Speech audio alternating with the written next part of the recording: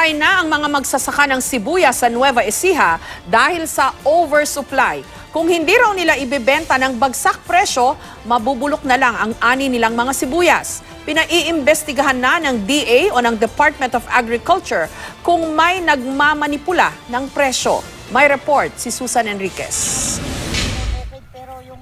Ang mga magsasaka ng sibuyas sa Nueva Ecija tila iginigisa sa sarili nilang mantika. Ang mga pananim kasing inaasahan nilang magdadala ng kita, bagsak presyo na lang ang benta at halos mabulok na. Sa Palayan City, naglalaro sa 15 o 16 pesos lang ang kada kilo ng sibuyas.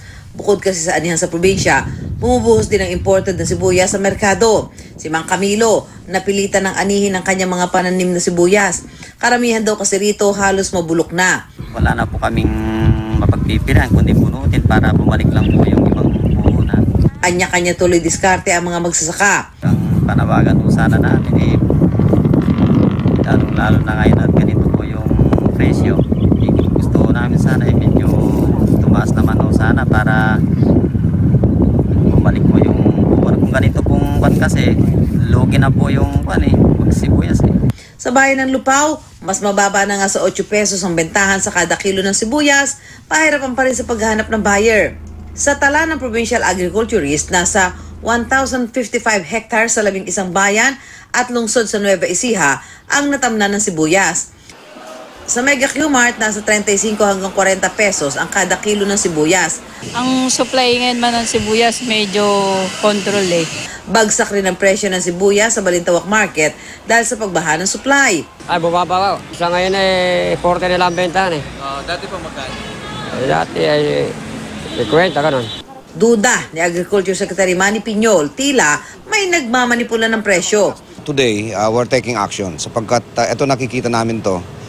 Kutsabahan to ng mga traders na may control ng mga cold storage. Ang reports na dumarating sa amin, yung mga cold storage facilities ay kinontrata na ng malaking traders. Although wala pang laman, sinirado, para yung mga magsasaka, wala mapuntahan kundi ibenta ng mura yung kanilang sibuyas. Ang aksyon ng DA, alamin ng NBI at ng Philippine Competition Commission kung bakit hindi tinatanggap ng mga cold storage facility ang mga aning sibuyas sa Nueva Ecija. We will file charges and I think it will be PCC which will initiate the legal action against these companies. Handa rin daw ang DA na magpautang muna sa kanila. Pero hindi lang ang oversupply ng sibuyas ang malaking dagok sa maraming magsasaka.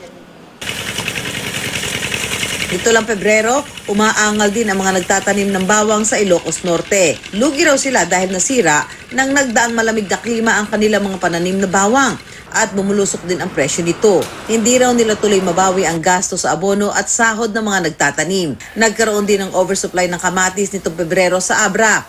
Sa dami nga ng kamatis, nabulok na lang ang ilan. Kaya walang magawa ang mga magsasaka kundi ibenta ng mura ang kamatis para maibalik lang ang puhunan o kaya ipinakain na lang sa baka ang mga sobra. Pati ang mga magsasaka ng talong sa Cabiao, Nueva Ecija, umaaray rin sa pagkalugi nitong Pebrero dahil din sa oversupply. Ang pagkalugi ng mga magsasaka, ramdam ng buo nilang pamilya. Kabalintunaan nga kung tutuusin ang mga nagtatanim para may makain ang mga Pilipino, isang kahig, isang tuka, ika nga.